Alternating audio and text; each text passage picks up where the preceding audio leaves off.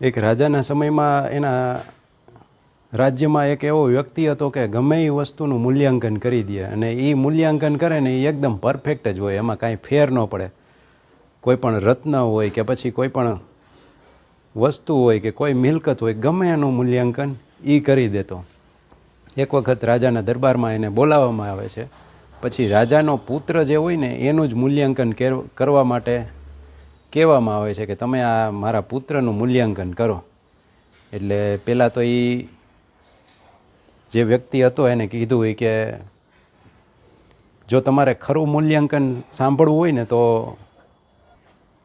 મારા મૂલ્યાંકન પછી તમને ખોટું ન લાગવું જોઈએ ને મને કાંઈ સજા ન મળે એવી તમે ચોક્કસતા બાહેંધરી મને આપો, પછી હું મૂલ્યાંકન કરું. એટલે રાજાએ કીધું વાંધો નહીં, તમે જે મૂલ્યાંકન કરો તમને કોઈ પણ પ્રકારનું તકલીફ અમારા દ્વારા નહીં આપવામાં આવે.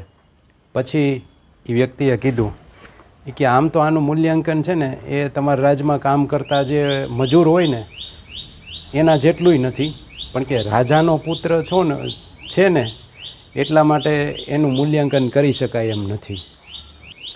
એટલે બુદ્ધિની દ્રષ્ટિએ અને આવડતની દ્રષ્ટિએ તો એના પુત્રમાં કાંઈ હતું નહીં, પણ રાજાનો પુત્ર હોય એટલે સીધો ગાદીએ બેસવાનો હોય એટલે એનું અમૂલ્ય મૂલ્ય ગણી શકાય.